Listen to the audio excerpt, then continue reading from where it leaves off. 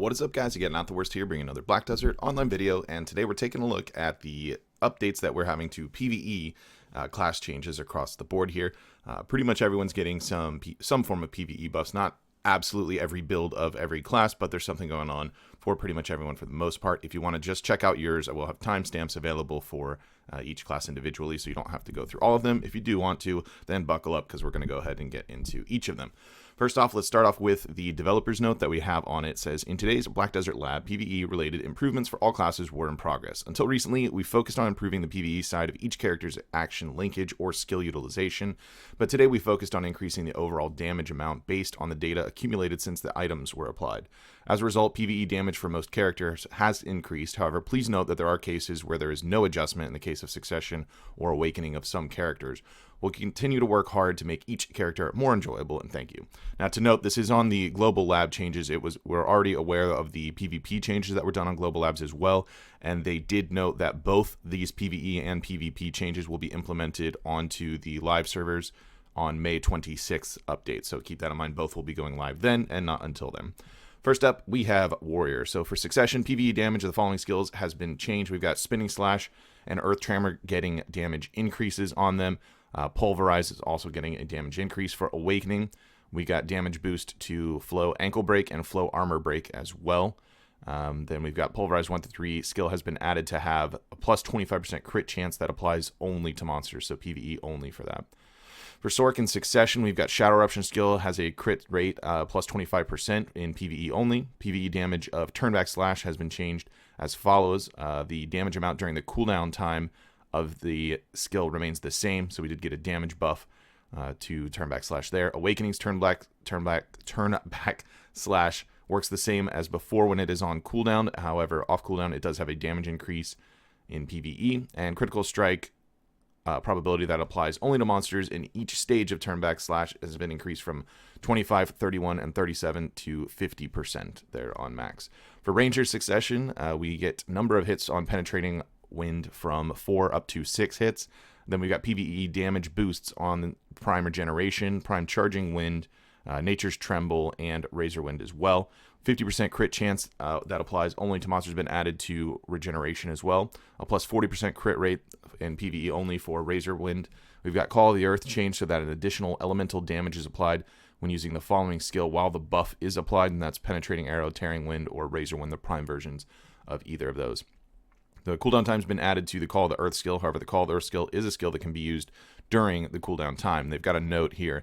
In the case of the Succession Ranger, the concept aspect has been reinforced along with the increase in the damage amount of some skills. Now, by using Call of the Earth, small spirits with that energy can gain strength to deal more damage. Spirits that gain strength remain in the form of a character buff for 60 seconds after using the skill, the same as the Call of the Earth cooldown, stage 10. Awakening, we've got PvE damage increases on Elven Range and Vine Knot. It's been improved to allow the attack in the direction the character's looking at when linking with the Windblade skill after using a specific skill, and we get a note on that as well. The Awakening Ranger was not included in this Black Desert Lab, but regeneration details will be updated on the next week's official server. Now, when using regeneration, the Seed of Nature will remain in its place, and if you use other skills, Wailing Wind, Elven Rage, Windblade, Vine Knot, or Nature's Tremble, vines will grow and damage in that place. Can deal regeneration damage plus 100% critical hit monster only. It can be used directly in conjunction, or it can be used in the form of bursting with a back attack aiming at the back of the target depending on the situation. However, this effect is applied only once per regeneration. For Zerker, we got PvE damage increase on Feral Rage and Feral Stampede. We've got a crit plus 40% in PvE for Feral Stampede as well. Damage boost for Elastic Force. We've got Frenzied Destroyer, Ultimate, and Prime versions as well. Skills additional have been improved to enable connection, so it should flow a little bit better. Succession specifically here, we've got PvE damage boosts on Fearsome Tyrant and Beastly Wind as well. Fearsome Tyrant's also going to have crit rate of 100% in PvE, and upon using Final Strike or Beastly Wind Slash when successful, all defensive will be reduced by 15%. Crit strike probability effect that applies to monsters on Devastation is coming up from 20% up to 50% on that. We've got a note for Succession Zerkers. They tend to play mainly in Raging Thunder, Feral Rage, and then Frenzy Destroyer. This play is maintained, but in order to give it a little more variety or options to it, we've increased the damage amount of Final Strike, Beastly Wind Slash, so that without Frenzy Destroyer, you can deal with the remaining opponents. For Awakening, we just got After the Flow Ancient Wave skill when linking with the Flow Spirit's Shot skill. It's been changed to be linked from 3 hits. For Tamer, we've got Succession PvE damage increases on Bolt Wave and All-Round Spinner, and a 20% crit rate PvE only on Whiplash. Crit chance effect for PvE Lightning of Earth is from 50% up to 100%. And we've got After Prime Roaring, a crit rate of plus 50% only to monsters has been added as well. And when using Summon Hailing skill, the Summon Hailing's damage has been increased by about 3 times compared to before when targeting monsters. For Awakening, we've got some damage boosts on Moonlight Strike and All-Around Spinner. Number of hits that are applied only to monsters of Garuda skill has been changed. And the number of hits applied only to monsters with Flow, Soaring Strike, and Ascension has been changed from 4 up to 6 hits. For Musa in Succession, we got PvE damage boosts to Rising Storm and Crust Crusher. And for Awakening, we got boosts in damage on Crosscut and Below the Belt. And we've got number of hits increased only for monsters on Eradicate. For Maehwa, we've got a plus 20% crit chance in Succession for PvE on Sticky Snowflake. And the crit strike probability has been increased on Divider up to 60% on the max level. For Awakening, we also have a 20% crit rate added to Sticky Snowflake as well. And crit strike rate of 30% has been added to Tip of an Iceberg, the flow skill on that. For Valkyrie Succession in PvE, we've got slight damage increase on Sanctitas de Enslar and Glaring Slash. Then for Awakening, we see a crit strike rate of 20% on Castigado added. This is PvE only, of course, like they all are. Number of hits is increased on Sanctitas de Enslar as well in Awakening. And we've also got PvE damage of Lancia, Lusticia, etc. has been increased also. Cooldown of Lancia Lustrada has been reduced from 21 seconds down to 17 seconds, and we've got a note on Awakening Valk for that. In the case of Awakening Valk, the Lancia of Justice is the core and signature skill, but compared to the past, it was judged that its unique destructive power and influence were somewhat faded. Therefore, while increasing the damage amount of this skill, we also reduced the cooldown time of the skill so that the frequency of use that shield throw can be reduced slightly. We hope that this will reduce finger fatigue and add to Lancia's trustworthy beauty. That's quite a way to phrase that. For Suckwiz, PvE damage increase on Equilibrium Break. And then for Awakening, we've got a crit strike plus 25% added to Hellfire and PvE. Water Sphere gets a damage boost as well for Awakening. In Succession, for Witch, we have an increase also on Equilibrium Break, and Awakening has damage increases on Detonative Flow and Equilibrium Break there as well. A crit plus 30% added to Detonative Flow for PvE will not apply during cooldown. An effective 50% crit strike added to Voltaic Pulse, and a crit strike plus 25% added to Fissure Wave. For Kuno, we've got PvE damage boosts in Succession for Dance Macabre and Wheel of Wrath. And for Awakening, we've got damage increases on Half Moon Slash and Moonstorm. We also get a 40% crit chance on Lunatic Discus. For Ninja Succession, we've got Black Moonlight getting a plus 25% crit chance and a 50% crit rate on Blade Spin. And then for Awakening, we see damage increases on Execution, Corrupt Sword, Mock Explosion, and Vacuum Slash. An additional number of hits on Drastic Measure. And then we've got number of hits applied on Murderous Intent changed from 3 to 5. The attack's been changed so that the attack is activated after retreating based on the direction the character is looking at when using the Flashing Light skill. A 100% crit rate has been added to Corrupt Sword. Speed of linkage and activation of Corrupt Sword and Sudden Decapitation with Seamless skill has been increased. Sura Chaos Spree skill has been improved to smoothly connect while using the Seamless skill. In Seamless Ghost Step, Corrupt Sword Dance and Sudden Decapitation skills have been changed to be activated while maintaining the double position after using the Ninja Step skill. After using the Ghost Step and Ninja Step skill, it's been changed to enable connections with the Seamless skill. The character Collision Judgment and the following skill has been deleted. The 2 and 3 hits of Seamless version of Corrupt Dance 2 hits, and also in the version of Sudden Decapitation 3rd hit. The attack range of the next skill hit has been increased on the Seamless 1st hit and Seamless version of Corrupt Sword Dance 2nd hit. The bug that was activated only when switching Awakening while using the Ghost Claw and Ghost Slash skill has been improved so that it can be activated while the character is moving, and we do have a note on Awakening Ninja. After using the Awakening Ninja Sword, Heavy Rain, and Lee Dragon, they switched to their main weapon, especially in order to catch monsters and continued their ties.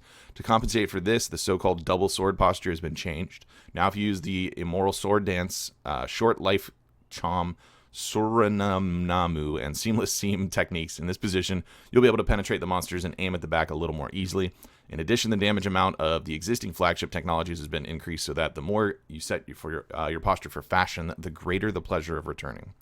For Dark Knight in Succession, we have Kama Slash, number of hits is increased in PvE, as well as the critical chance coming up from 50% to 100%, and then Wheel of Fortune is having its crit chance increase from 25% to 50%. Just quick note on my end there, if you just gave us an actual tier 3 add-on, this would actually not even be relevant, because you could just put 50% on the Wheel of Fortune. Comma slash wouldn't be necessary, because with a tier 3 add-on, you could actually have these skills at 100% anyhow. This is going to have comma slash up to 100% no matter what, and Wheel of Fortune in the 90% range when you actually have your buffs on and whatnot, because we still don't have a tier 3 add-on. PvE damage of the following skills for Awakening were increased: Spirit Hunt, Seed of Catastrophe, the Flow on it, Dark Nebula, Spirit Legacy, and Spirit Blaze. And most notably, these are all in the 14-ish percentage range increases. Most notably here, however, Spirit Blaze, as you can see, is almost double in damage.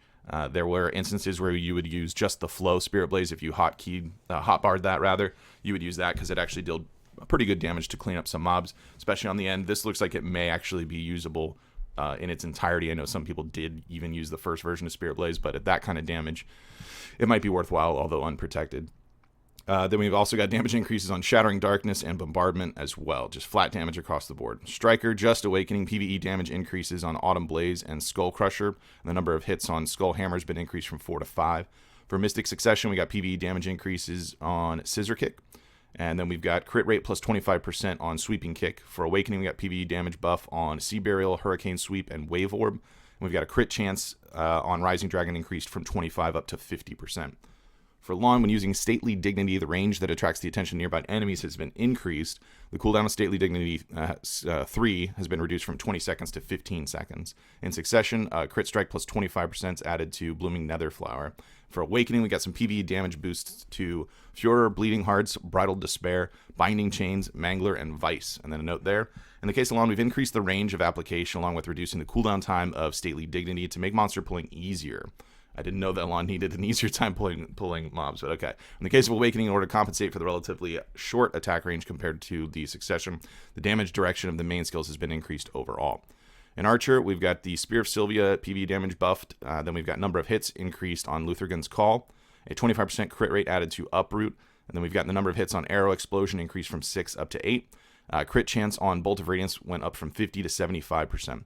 Archer possesses this PvE ability with the flesh in full bloom as the core, but there were some restrictions on the hunting ground. To compensate for this, the damage of the overall technology has been increased so that it can replace flesh that is in full bloom even from a distance. In addition, in the hunting grounds that mainly hunt down, Sylvia's spear technology has been improved so that higher damage can be achieved. Now, while these are not Google translated, we've got some nicer ones from Black Desert Foundry. They do a great job with these translations. Keep in mind, we do have some things that are a little bit wonky here, so we're doing the best we can. For Shy, they didn't delete the class, so it's still here, and it got some damage buffs on 1, 2, 3, and also on Twirl 3. If you're wondering if all of the numbers increased, they did. 1, 2, 3 skill 3 hits is improved so that damage is applied to both the character and nearby enemies. And 1, 2, 3 skill 3 hit damage has a crit chance of plus 50% applied in PvE. Knockback effect for monsters on Eat This skill, and a crit strike 100% has also been added to Eat This. After using Go, it's been changed to link from 2 hits when linking 1, 2, 3 skills, and the crit chance of Twirl Boom has been changed from 25 to 100%. So that's a thing. Guardian Succession, we got damage buffs on Mountain Slam and Black Blood Circle, and for Awakening, we've got damage buff on, that is Suppress, the Flow Suppress skill. We've got a crit strike plus 25 added to Cleansing Flame as well. That's actually really strong. Hash PvE damage buffs on Silent Breach in Awakening, Crown Kick, and Collapse. Nothing for Succession there, which makes sense. Nova, nothing for Awakening, which also makes sense. Succession gets PvE damage buffs on Frozen Earth and Entangling Icy Thorns. For Sage, Robum's Enlightenment, 2 types of third skill have been added, so we see the third level of Robum skills there. As usual, they sort of go for a PvP spec and a PvE spec. However, in this case, we've got protection on both of them, but hey, it's Sage, so why am I not surprised by any means? So there you have it. There's the upcoming PvE buffs that will be coming alongside the PvP buffs. May 26th for the NA and EU servers. Let me know what you guys think about what's going on here. What are your predictions for what's going to happen? Personally, since I main Dark Knight, I'm going to tell you that this is going to help quite a bit. As it stands, Dark Knight's Awakening and Succession in PvE are fairly close. Succession does outperform Awakening just by a little bit, but nothing that's incredibly big deal. The drawbacks to each build of Dark Knight, at least in my opinion, is that you don't have tier 3 add-ons for succession at all. It's on corrupt ground, which is a completely unusable skill. It absolutely cannot be used for anything in PvE or PvP unless your goal is to just die. So that's not usable whatsoever. Awakening does have access to Cluster of Despair, which is a spammable tier 3 add-on, which is amazing. And then Trap of Vidir, which does get used in setup in PvE as well. So those are both really handy. We see some flat damage buffs across for Awakening on almost every single skill that's usable. The drawback in Awakening's PvE performance, and where you can kind of see Succession outshine it at certain AP levels in PvE, is when you have to use your absolute skills. If you're finding that you are getting through your Awakening skills and not able to quite kill the monsters of where you're grinding because your AP is not quite that high, the disparity in trash per hour between Succession and Awakening will be larger there. So let's say, for instance, you're running 281 at Zerker, you'll see a much larger disparity between that Succession and Awakening, how much trash you can pull per hour, maxed out, because you're going to find yourself using things like Wheel of Fortune and Lunacy of Vidir in Awakening, and those perform very, very terribly damage-wise when you compare them to the damage of the actual Awakening kit.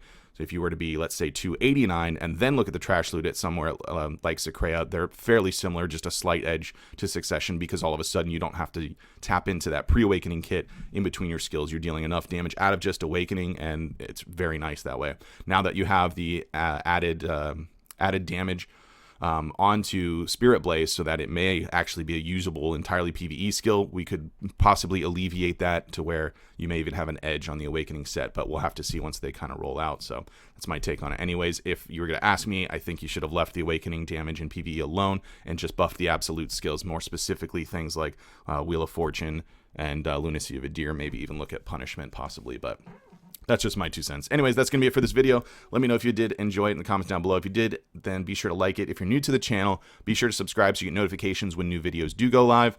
And if you'd like to catch me playing live, there's a link to my Twitch page in the description down below. You can head on over there and drop a follow so you get notifications for that as well. With that said, that's going to be it for this one. I want to thank everybody for watching, and I will see you next time.